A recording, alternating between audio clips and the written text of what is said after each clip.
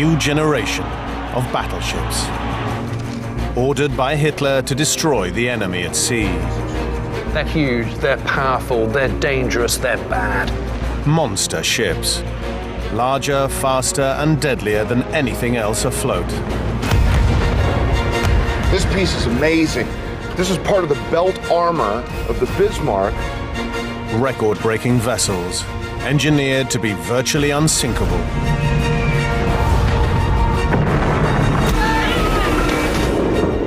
What sort of ship is that can survive the bomb that makes that? It's something else. Überhaupt keine wichtige Rolle gespielt. This is the story of the rise and fall of Hitler's megaships. The biggest construction projects of World War II, ordered by Hitler to secure world domination. Now they survive as dark reminders of the Führer's fanatical military ambition. These are the secrets of the Nazi megastructures.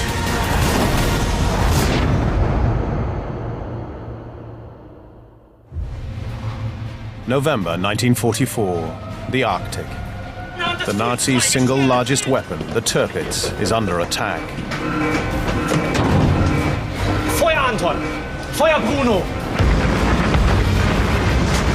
28 Allied bombers drop their 6-ton loads.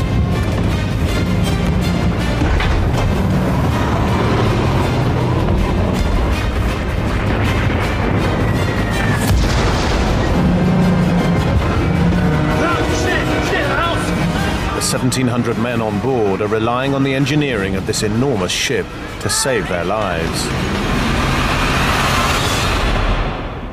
The remnants of that mighty battle still litter this Norwegian fjord. Wow. Now that is a hefty chunk of metal. That has got to come from the Tirpitz. It's quite exciting to touch that. I'm touching really a ship that no longer exists.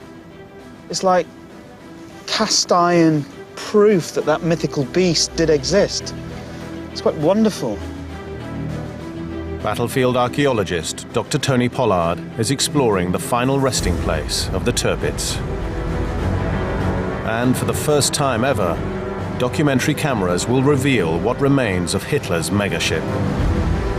The remains of the Tirpitz still lie on the bottom of this fjord. She was the last of Hitler's megaships, but even as a solitary vessel, she posed a massive threat to the British. And the Royal Navy made her their #1 target and would stop at absolutely nothing to hunt her down. The story of Hitler's megaships begins over 4 years before the outbreak of World War II. In 1935, Nazi Germany is on the rise, and Hitler has plans for world domination. He's building up all of his armed forces, but the area where he's weakest is at sea. Hitler's navy is just a fraction of the size of its European rivals. The limitations on the size of the German Navy goes back to the Treaty of Versailles in 1919, the end of the First World War, when Germany's military machine is massively reduced. And the whole point about that is to make sure that Germany can never do it again. But of course, when Hitler comes to power in 1933, he starts to tear that agreement up.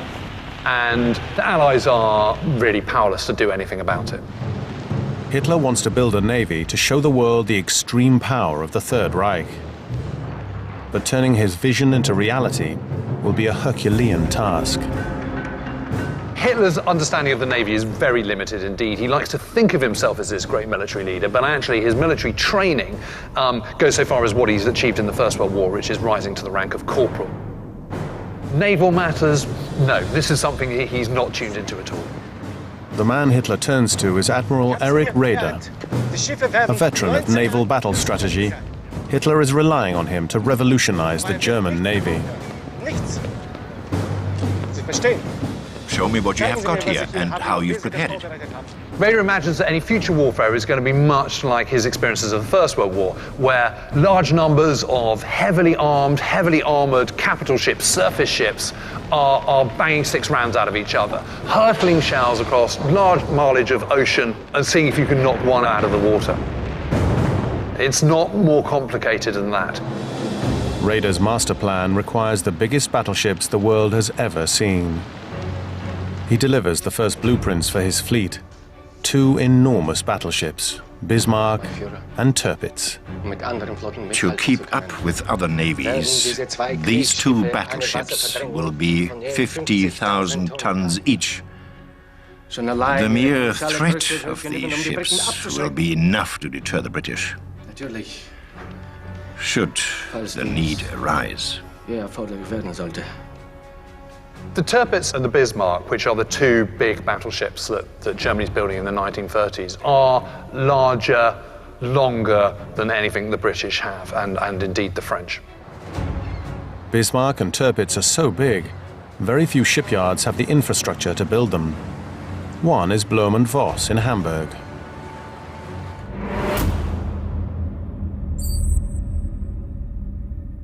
Military engineering specialist Mike Pavelek is exploring the site, which is still an active shipyard today. Although it's completely covered over now, this is the exact spot where slipway number 9 was, where Blohm + Voss built the Bismarck. Imagine, if you will, a sloping slipway running from about here to the edge of the water, about 300 meters, where they laid the keel in 1936. This is so exciting. This is where they physically built the Bismarck.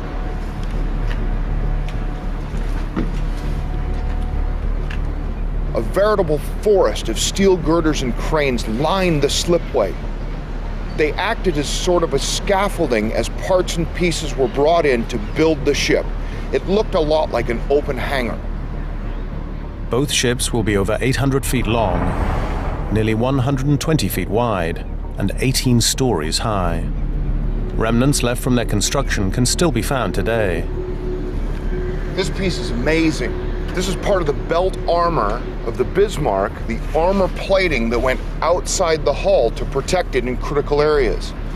This piece was left over. After the war it was found, and here it sits today. That's an enormous hunk of steel.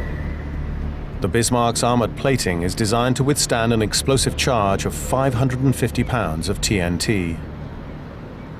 It's incredibly well armored. It's the best armored battleship the world's ever known.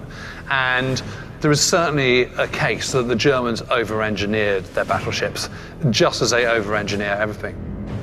Admiral Raeder wants his ships to be unsinkable. Firstly, his designers create super-strength double-layered hulls. The double hull construction means that there's an outer layer of metal as well as an inner layer of metal. The outer hull can take damage as long as the inner hull remains intact. To survive torpedo attacks, shell fire, and aerial bombardment, they each boast 22 watertight compartments to isolate internal flooding. The watertight compartments are designed so that if the ship takes a hit that penetrates, that section can be sealed off so that the rest of the ship doesn't flood and it still stays afloat and viable as a weapons platform.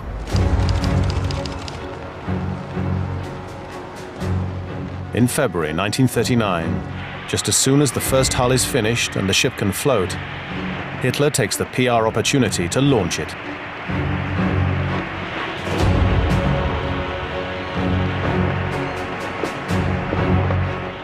"60,000 spectators turn out to watch the naming of Hitler's first megaship. Mit diesem heißen Wunsch begrüßt das deutsche Volk sein neues Schlachtschiff Bismarck.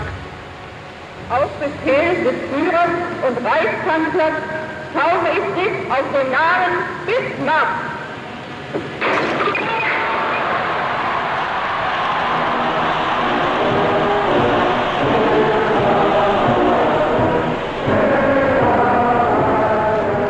The point is, for Hitler, the Bismarck it's about prestige. It's a status symbol. It's saying, I've got the biggest warship in the world. Just 6 weeks after the launch of the Bismarck, Hitler launches his second superweapon. the Tirpitz. Taufe ich dich auf den Namen Tirpitz.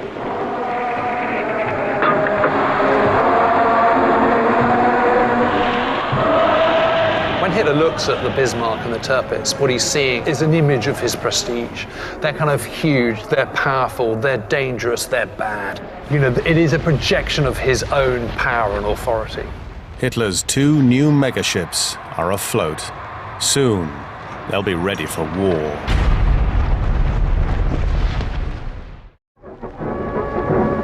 Hitler is delighted with the progress of his new naval strategy. But Bismarck and Tirpitz are just the beginning of Raeder's plan for the German Navy, a vision he sets out in a manifesto known as the Z Plan. The Z Plan was a plan to enlarge the German Navy massively. Raeder was thinking about making the German Navy into a means of world domination. Well, the Z Plan in terms of battleships is a series of even bigger, better versions than the Bismarck and Tirpitz. So the first one is the H-39, and that's around sort of 55,000, 60,000 tons and around 265 meters long, with even bigger guns. Raising the stakes, the H-42 weighs in at over 90,000 tons and stretches to over 1,000 feet in length. And the final one is the H-44, which is absolutely ginormous. I mean, it's 155,000 tons. It's getting on for 400 meters long. It's got guns that are going to be 508 millimeters in diameter. To put that in some perspective, you know, probably the biggest field gun that the Allies are using is 210 millimeters in the Second World War. So, you know, you're talking something that's absolutely enormous. The total cost is estimated at over 33 billion Reichsmarks. But on completion, Germany would have the most potent navy in the world. Germany should be the greatest power on earth, and therefore it simply needed also not only the largest buildings but also the largest battleships as symbols of power, of the sheer might of Germany. But not even Hitler's biggest shipyards have the infrastructure to accommodate vessels of this size. This is the biggest dry dock I've ever seen in my life. The Nazi solution is to build Elbe 17. Located a short distance from where the Bismarck is being fitted out in Hamburg, it's one of the largest dry docks ever built.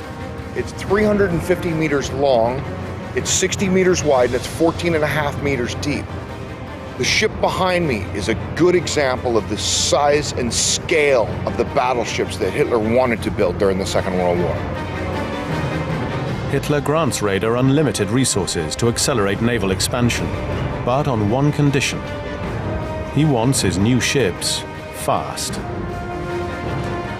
I can't have them ready before 1948, no earlier, mein Führer. No, that's not good enough, Admiral. I need them by 1944. If I can build the Third Reich in 6 years, then the Navy can surely build these 6 ships in 6 years. And the reason for Hitler's impossible demands is soon evident. In September 1939, Germany invades Poland. The response from the West is faster than Hitler anticipated, and Raeder's plans are in trouble. Britain and France do declare war, and suddenly the Second World War has started. And this throws all the plans for the Z Plan and for future rearmament into some disarray. So he parks the Z Plan for a bit because at the moment the more immediate goal is the defeat of France, which is predominantly going to be done by air and land power, not by naval power. With the Z Plan on hold, the priority for Raeder is to get the Bismarck and Tirpitz into battle.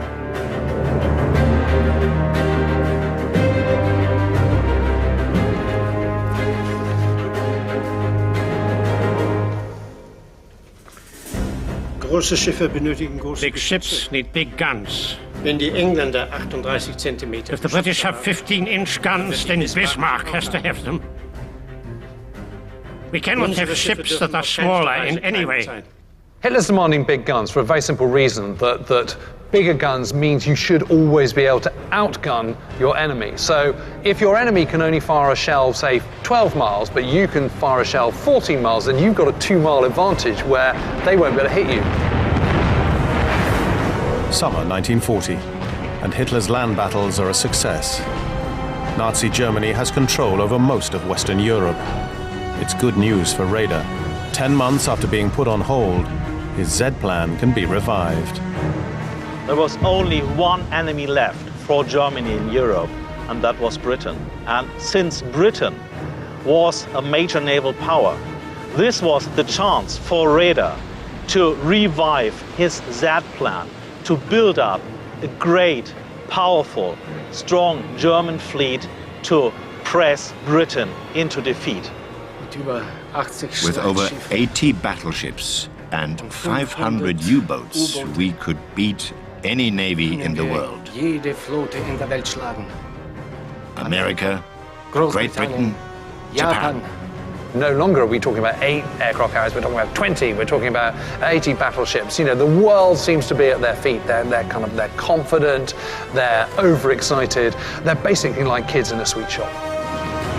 The Z plan is back on, as the first of Hitler's megaships is ready to put to sea. The Battle for the Atlantic is starting to really build momentum, and finally the Bismarck is ready, this huge battleship, the world's largest battleship with all its enormous firepower, and there is a real sense of confidence and anticipation that it's going to go out into the Atlantic and really make a huge impact. On the 18th of May 1941, the Bismarck sets out on her maiden mission, under the command of Admiral Lutyens. Codenamed Exercise Rhine, her task is to attack the Atlantic convoy supplying Britain with the essential materials it needs to keep fighting.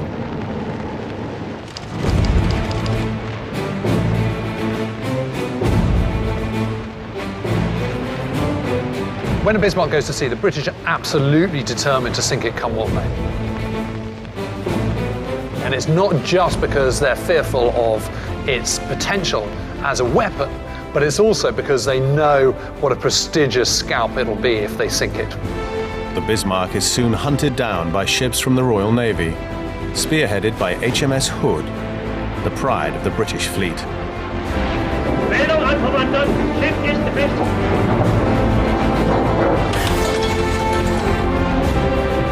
The Bismarck and Hood engage in heavy gunfire.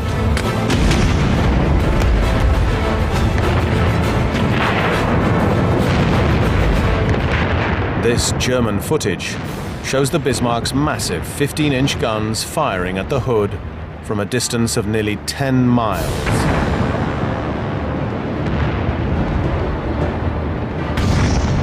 The Bismarck sinks the Hood with a direct hit. HMS Hood is possibly the most famous ship in the Royal Navy, more so than its battleships, more so than its aircraft carriers. It's the one ship that everybody knows in Britain. So to sink it with one shell is a terrible, terrible blow for the British and a great coup for Raeder. But Bismarck is damaged too. Now all available ships in the British fleet pursue the Bismarck, seeking revenge.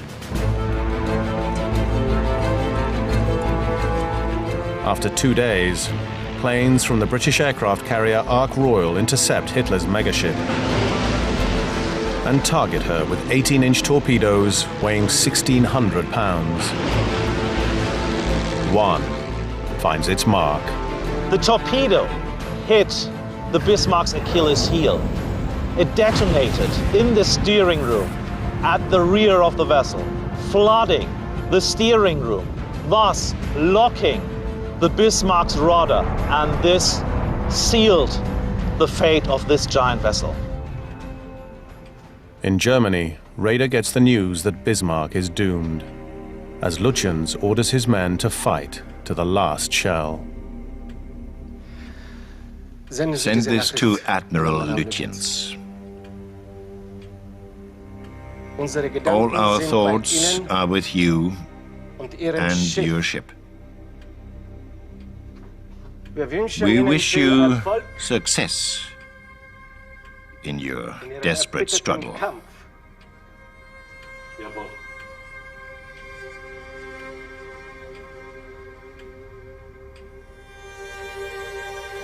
Facing the certain loss of the Bismarck, for Raeder it was the best option for that vessel to go down with her flag flying, because it was simply the only way out, rather than to surrender the vessel to the enemy.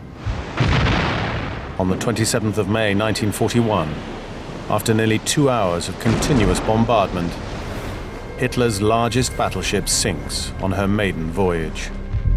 Close to 2,000 sailors are lost. For Hitler, it's a PR disaster, and he holds Raeder, as head of the Navy, personally responsible. Es ist völlig sinnlos! It is pointless having such a ship as Bismarck at the bottom of the sea. What is the point of having a capital ship like this? Tell me! Are they completely useless? We can only win the war on the sea by being bold, my Führer.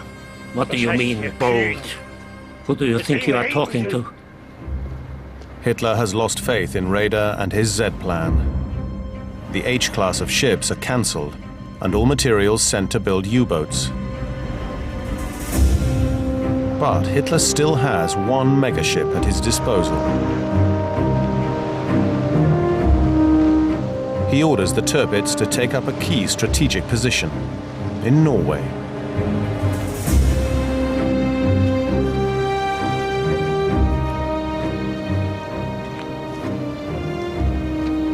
Norway is important to Nazi Germany for a number of reasons.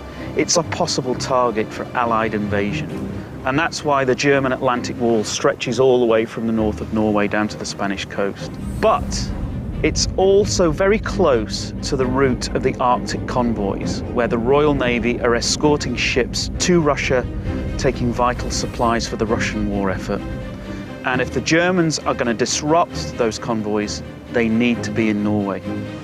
Hitler's plan for the Tirpitz soon starts paying off. Tirpitz didn't need to leave harbour to be a problem for the Royal Navy. The very fear of her presence was enough for them to throw extra resources into escorting convoys, and they were ships that could have been used elsewhere. This suits Hitler. He doesn't want to engage with the Allies. He can't afford to lose any more of the fleet.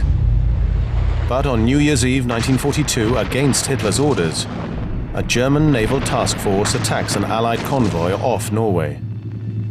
Hitler is furious. His orders have been disobeyed. The High Seas Fleet has played no important role in this war. Fighting power is lying idle, while the army is constantly engaged. The Navy lacks men of action who are determined to fight. Your use of capital ships to attack commercial convoys is strictly against my orders. My orders, Admiral! All capital ships will now be scrapped. Their guns and crews will immediately be sent to Norway to support coastal defense. Hitler's outburst is the final straw for Raeder. Humiliated by the scrapping of the Z-plan and now faced with the dismantling of his naval fleet, he resigns. His ships are dismantled and their guns sent to bolster the Atlantic Wall. But one ship is made an exception: the Tirpitz. Hitler has plans for his prized battleship. In March 1943, he sends it even further north, to lurk in an Arctic fjord. The Tirpitz spent 18 months anchored in Kafjord, just behind me here. And there are a number of reasons for that. One is that she's a huge ship and takes a lot of fuel to move. And there's not a lot of that going around, so she needs to conserve that. So she gets parked up. A fresh crew is posted to man the anchored megaship. One of more than 2,500 on board is 18-year-old Willibald Volsing. A newly trained gunnery officer, he has a vital role in protecting the ship.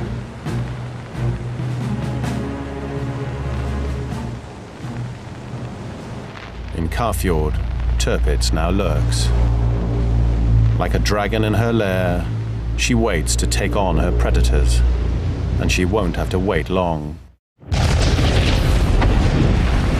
In the summer of 1944, following the liberation of Leningrad and the successful D-Day invasions, the momentum of the war is firmly with the Allies. Unnervingly for the crew of the Tirpitz, the British now have her firmly in their sights. For Churchill, the British Prime Minister, the Tirpitz takes on a sort of huge importance to him. He calls it the beast. And it's not just a case of knocking it out because it's a dangerous weapon. It's a case of knocking it out because it's a huge psychological victory to do so as well. And he becomes absolutely determined that come what may, like the Bismarck, the Tirpitz has to be sunk. The Tirpitz is so well defended, the best way to attack it is from the air. But the Nazis come up with a revolutionary defensive tactic. Look at these things. They're amazing. Looks like some sort of prehistoric campsite. But these are the bases of the smoke-generating machines. And these are the cans in which there's some sort of propellant, all this white stuff, here it's burned, that pumps out clouds of very thick white smoke. And the idea is that it fills up the void of the fjord and hides the ship beneath it from enemy bombers. And it can fill that space down there, which is absolutely immense, in less than 10 minutes. But there's a problem. It's all very well using these huge smoke canisters and surrounding yourself in a huge grey cloud so that your enemy can't see you. But the flip side of that, of course, is that you then can't see your enemy either. To avoid being blinded by their own smoke, the Nazis exploit the location's rugged terrain. So what the Germans did was to emplace anti-aircraft guns on the tops of the cliffs above the smoke so that they can see the enemy aircraft. And here's one, very roughly made out of local stone, circular wall, but on top you can see that there is concrete. So these guns are set into a mount, and there's, look, you can see that. There's been some sort of mounting in there, in that circular recess. But these are ideally situated. You've got an incredible view in that direction and in that direction. So you'd see the enemy bombers coming from miles away. And there are several of these. There's one here, there's one just back there, and one even further back. So there's like a little fortress of them. This place is really heavily defended, protecting the ship down below.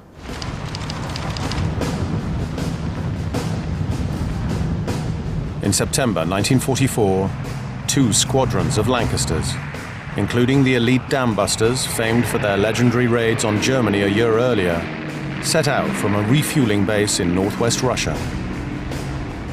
21 of them are armed with a brand new weapon.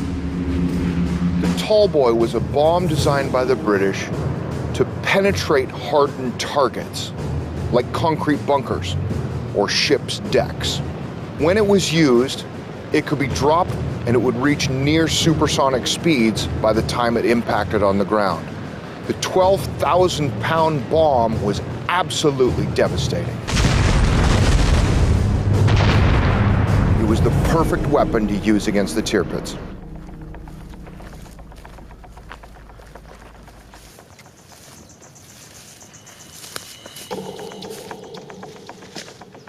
Oh boy. There's no mistaking this. This has got to be a bomb crater. Vast. I'm amazed at the size of it. You can see where the bomb has just driven itself into the mountainside and thrown up these massive splinters of rock.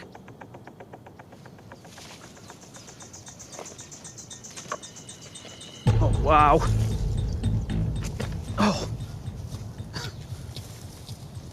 Oh. This is a bomb fragment, and it's by far the biggest bomb fragment I've ever seen. It's phenomenal. That is stunning. Look at the size of it. Solid steel. Look at it. It's curving away under the rock. And the thickness of it. It's the length of my fingers thick. This is from a tall boy. It tells us that this crater was created by a tall boy, and tall boys were only dropped on one occasion here during Operation Paravane on the 15th of September 1944. That's incredible. On the Tirpitz, air raid sirens signal the approaching bombers.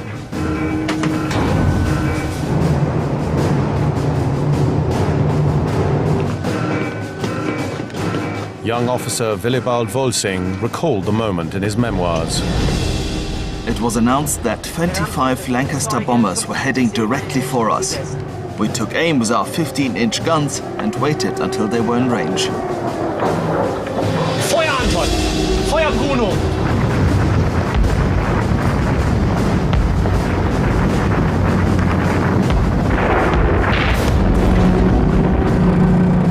Smoke from the defensive canisters fills the fjord and begins to cover the ship.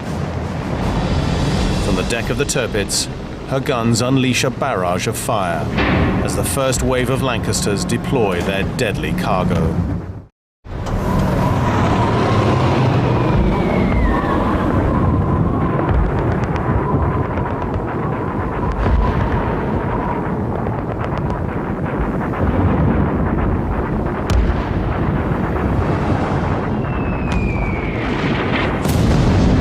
One of 16 tall boy bombs makes a direct hit on the Tirpitz.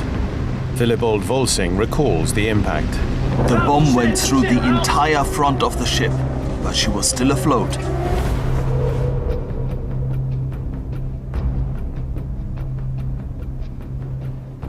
Imagine the devastation it must have caused. It drove itself through the top deck all the way down to the bottom. It ripped a 40-foot wide hole in her side, water spouting everywhere, dead men everywhere. But the thing is, it didn't sink her. It just wounded her badly. What sort of ship is that can survive the bomb that makes that? It's something else. The incredible engineering of the megaship saves her. The watertight compartments and double hull stop her sinking. But internally, the damage is catastrophic. It can't be repaired again. It's no longer seaworthy. All it's good for is being a kind of floating gun platform and nothing else. Its seafaring days are over. But the British don't know Tirpitz is out of action. To them, she's still a huge threat. And for the Nazis, that makes her worth saving. Engineers patch up the giant hole in the hull, and with the war going badly for the Nazis, Tirpitz sails south to protect the strategic port of Tromsø. The Germans, in order to protect the ship, build up the sandbank underneath the ship to keep it safe so that if it is hit again, it will just simply settle rather than sink outright. The Tirpitz, by default, becomes part of the Atlantic Wall. The Nazis might think Tirpitz is now unsinkable, but they've made a critical error. She sailed straight into range of the RAF bombers operating from Scotland, and the Nazi megaweapon is still their #1 target.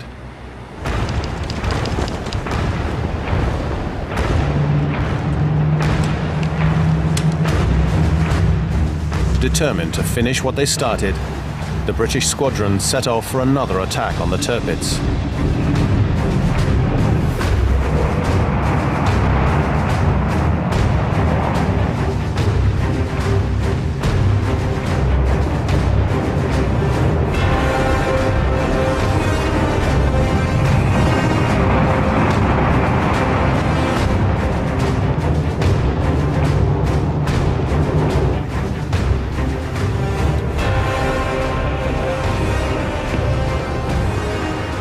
In Norway, the incoming bombers are detected, and the crew of the Tirpitz prepare to fight back.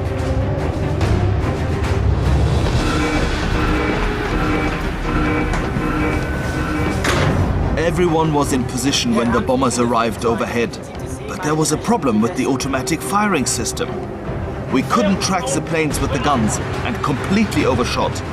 We didn't shoot one aircraft down.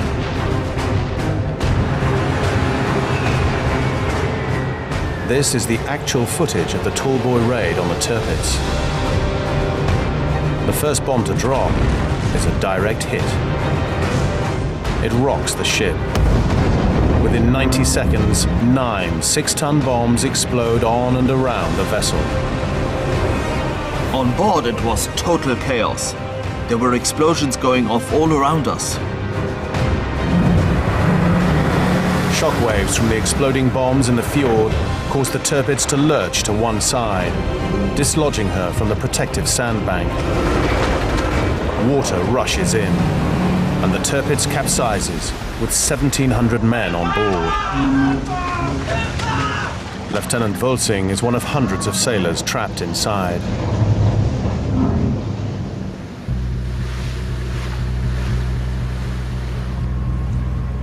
We're on the exact spot where the Tirpitz capsized in 1944. If you'd been here 70 years ago, you'd have seen her huge hull stretching out in front of us like a massive whale on the surface. So all of this is material from the ship? Yes. All over here. She's turned over onto her side and onto her back. So a lot of the stuff that would have been high up in the superstructure would be pushed down into the mud. Into the seabed. Despite a salvage operation in the 1950s, close to 20% of the Tirpitz is still scattered across the bottom of the fjord. Now, for the first time, documentary cameras will reveal what remains of Hitler's single biggest weapon.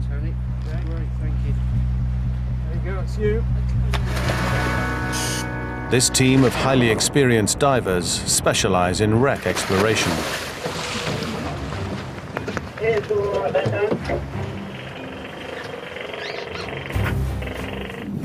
Today, nothing will be removed from what remains of the Tirpitz.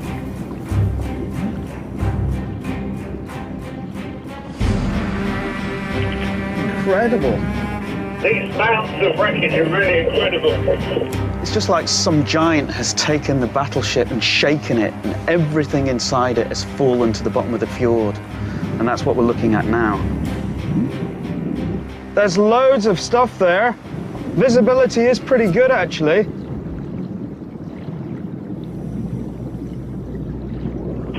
This is the 20mm anti-aircraft gun. These are shells with fuses on them. Look at it.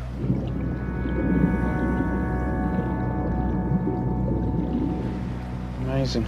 That's the pointy end of one of the projectiles that the big guns on the ship would have fired. In this case, 15-inch guns, massive. They could fire between 20 and 30 miles. Incredible weapons. The ship had 8 of them. Oh, here's cordite. Look, these are all cordite strips. This is explosive from the shells. This is the way it comes. It's like almost like big, thick sticks of spaghetti. And if you pulled that out of the water today and lit it, it would go off. It would ignite. In 1944, the situation was looking bleak for Volsing and the other survivors.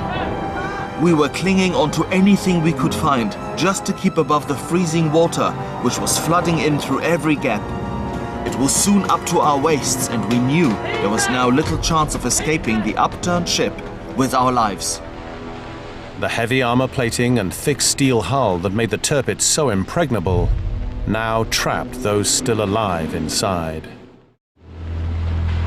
30 minutes after the Tirpitz had capsized, only the upturned hull remained above the surface of the fjord, and the tide was rising. It's no use. We can't get out. We've tried everywhere.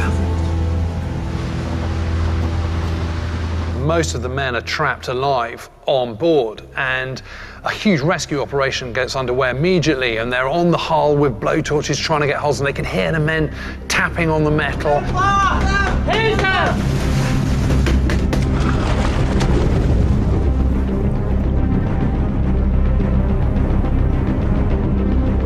I had no idea there was that much material down there. No, it's endless. Endless.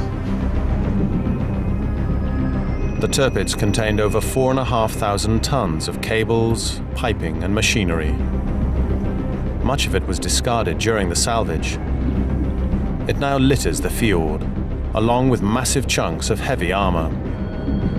Wow, it's armour plating that's been cut up in the salvage operation but just dumped on the bottom. They've not taken it away. Look at it. Really thick steel plates.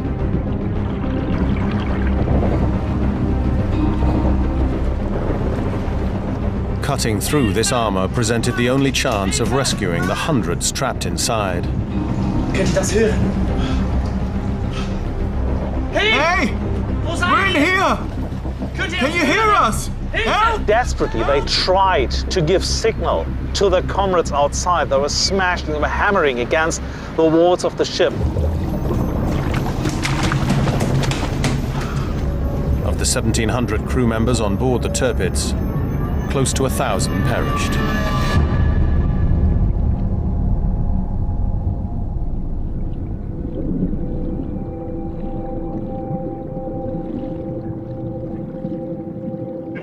The book. That's phenomenal. Absolutely unbelievable, this is. You can read the writing just perfectly. It looks like it's been down here for 2 days.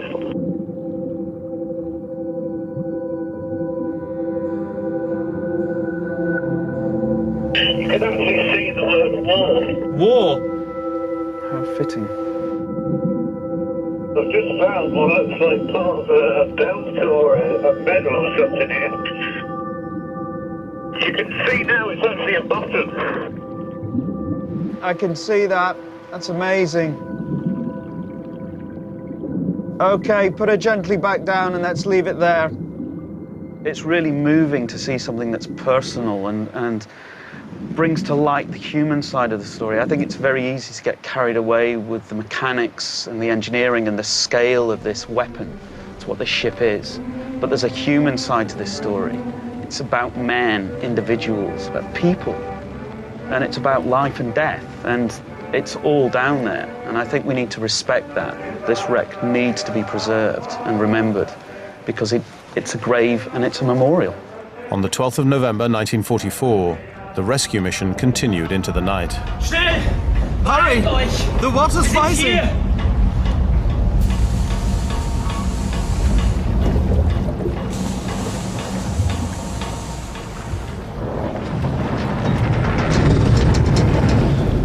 Thank God!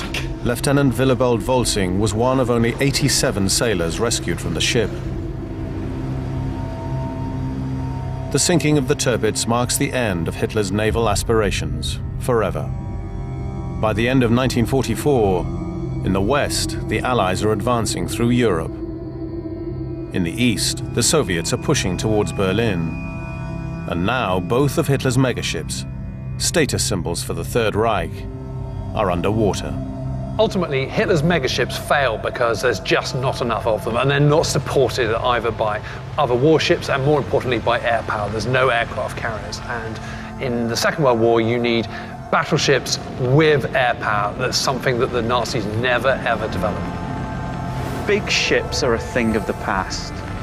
War has been overtaken by air power, by submarines. And it's no coincidence that aircraft played a key role in the sinking of both ships. After the war, Grand Admiral Raeder is sentenced to life imprisonment at the Nuremberg trials for violating the Treaty of Versailles. Released early on grounds of ill health, he dies in 1960. Willibald Volsing returns to civilian life in Germany. The sinking of the Tirpitz draws to a close the era of Nazi megaships once and for all. Never again will such battleships rule the seas.